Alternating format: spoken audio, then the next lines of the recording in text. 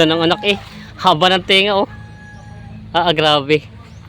Batang-bata pa siya, tinan yung mukha, yung tenga niya sa mukha nung ano niya, mas malaki pa yung tenga niya. Yung kabak na tenga sa mukha ng baka. Unang anakan pa lang po ito. Oo. Pero sobrang laki ng inahin niya. Laki ding baka nito oh. Mga baka talaga dito kainaman sa lalaki. Ayun oh. Sobrang laki din ng inahin na to. Ito pa may ilang taon na ito? Naku, di ko, 4 na anakan yata yan. 4 na anakan na. Kung ba po ito'y bilhin nyo na. Ito bilhin nyo na inahin na to. Oo, nabili ko na yung inahin na. Oo. Magkano po na ko yung ganito kalaki? Araw mga talong Stevie, tayo ngayon sa Agoncillo, Batangas. At meron pa tayong binisitang isang magbabaka dito. Na merong 2 inahing baka at meron ito po may isa bagong anak lang. Napaka-quality niya at siyempre pinisita rin natin yung mga kambingan nila dito. At yan po, yung mga baka nila dito mga alaga. Kaya samahan nyo ako sa ating video dito sa Agoncillo, Batangas.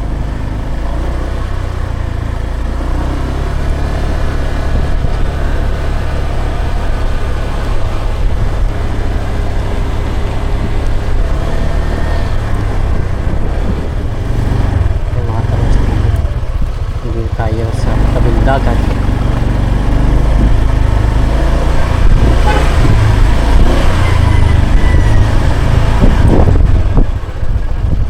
Ganda.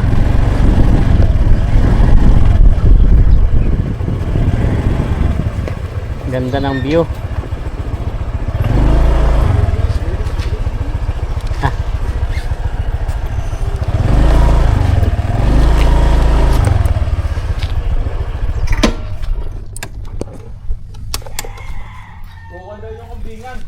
Yan ang mga talong Stevie, nandito tayo ngayon sa Taal Lake.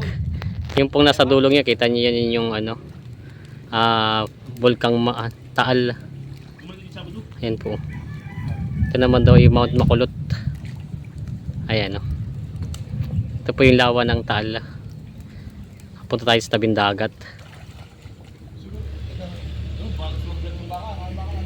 May baka si boss dito na ano, babae pala yun ano. Tingnan natin. Ayan, dito sa may Agoncillo. Hindi. Hindi mo siya sabo. Hindi mo rin sabo. May titingnan tayo dito ng baka na alaga. Ito boss, mag-inahan lang? Mag-ina. Tapos Oo. yung isang inahin ay buntis. Yun pala, meron pala kayo, walay. Parang hindi. Ang laki nga, kala ko nga ibara ko eh. Pwede malapitan yan, bossing? Lapitan natin. Inyak. At hindi na ulit ang hindi. Ayan. Tingnan natin to. Mabait naman yan, boss. Ito pala yung alpas ano. Ang pass. Ano to, bossing? Ano din yung bulkan? Hindi. Hindi. Taguro yan. Ang ganador dito yung Taguro. Oo, yung sumpit. Yung pisang punsi. Ito daw pala yung sumpit. Laki no? Kanyan. Nung September 8 inanak. September inanak. Etong anak niya. Oo. Ang ganador ay si Taguro. Taguro. Tagasan po yung anong yun? Kay sa Kalaka, pisang punsi. Sa Kalaka. Sumpit. Tignan nyo. Ganda ng anak eh. Haba ng tenga oh. Grabe. Batang-bata pa siya, tignan yung mukha, yung tenga niya sa mukha nung ano niya, mas malaki pa yung tenga niya. Yung kabak na tenga sa mukha ng baka. Unang anakan pa lang po ito. Oo. Pero sobrang laki ng inahin niya. Dumulaga yan. Ito ay kumbaga parang kakaanak pa lang pangalan po no. Ayan. Hindi alamat pa. Nga. Nung September 8 lang na. September 8, bagong anak lang pala to at ano pa lang ngayon, 16, kumbaga ilang araw pa lang. Sobrang laki ng inahin na to. Kaya kala natin kanina parang kala ko barako. Indo Brazil po no. Awa. Ito kuya ibili nyo. Paala ko yan, yun ang inahin. Ibig sabihin ito ibili nyo na yung inahin. Hindi, paala ko yan, yun ang nanay niya. Yun ang binili ko. Ito yung panak nyo na rin. Oo. Tapos ayun palang nanay. Oo. Grabe oh. Laki ding baka nito oh. Mga baka talaga dito kainaman sa lalaki. Ayun oh. Sobrang laki din ng inahin na to. Ito pa may ilang taon na ito? Naku, di ko, 4 na anakan yata yan. 4 na anak na. Kung ba po ito'y bilhin nyo na. Ito bilhin nyo na inahin na to. Oo, nabili ko na yung inahin na. Oo. Magkano po na ko yung ganito kalaki? Well lang yan. Mura pa nun. Parang 125 yata. Kung 150 ang bili ko dyan. 115 o 25 daw ang bili dito sa inahin na to. Pero po ito yung anak pa rin. Buntis yan. Buntis na siya. December. December daw ang anak. Talagang, Ako pa eh. grabe mga, ano to kuya, mga ganitong inahin, binipits nyo din. Binibits ng kuhan. Konti lang. Breeder. Ah, yung, ano pangalan po ng pizza gamit nyo? Emmanuel. Breeder. Ang baboy. Ah, pambaboy. Yan o. Konti. Kumbaga hindi nyo pinapadamihan. Hindi. Ayun, laki. Tingnan yung mukha ko. Sadyang nandito talaga ang mga bakang quality sa may Agoncillo. Sobrang laki. Oh, halos ano na to eh. Ang taas niya yung parang nasa 5 na 5'6". Ang laki. Sobrang ganda ng bakang ito. Kasi ito paanak na rin ni Bossing. Ah, ito Bossing, matagal ka na nagbabaka din? Matagal na rin. Kung bagay ito lang ang baka mo natadalawa lang, hindi ka nagdadami. Hindi raw nag-aalaga na madami si Bossing. Ayun. Quality, lapitan natin oh. Ganda ng mukha eh. Malalahay talaga mga baka dito sa Agoncillo. Tapos yung anak kanya, tinitin natin yung anak. Mabait naman kuya yung inay na no? Mabait yan. So, anong ko lang yung anak niya, yung kung gaano ka. Ano, ito yung parang aapat na araw.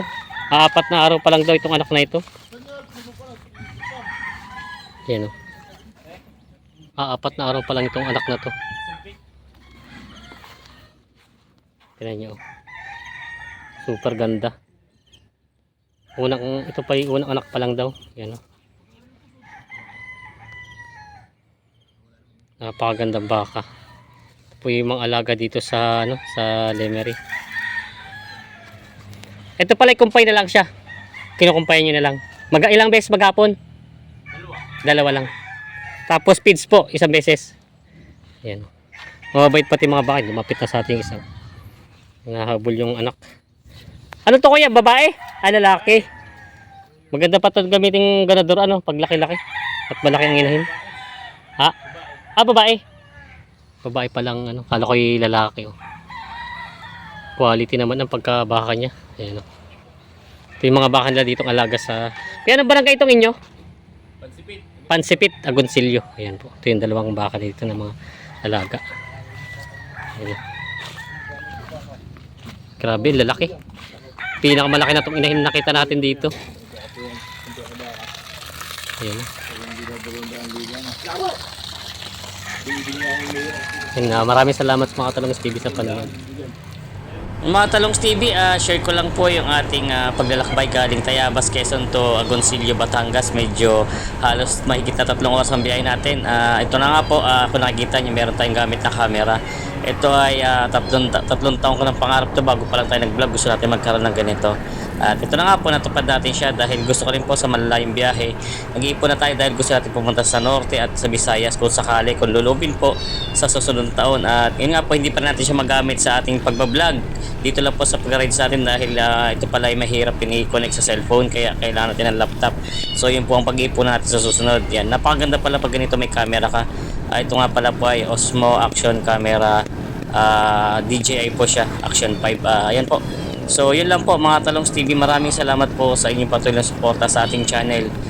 Yan po, nakukuha natin yung ating mga gamit sa pagbablog. Utay-utay lang po at sana po ay makompleto natin para kahit saan tayo pumunta maglalakbay. Yung pang plano natin, maglalakbay tayo sa malilibo tayo sa mga magbabaka kung saan man sila lupalop ng mundo.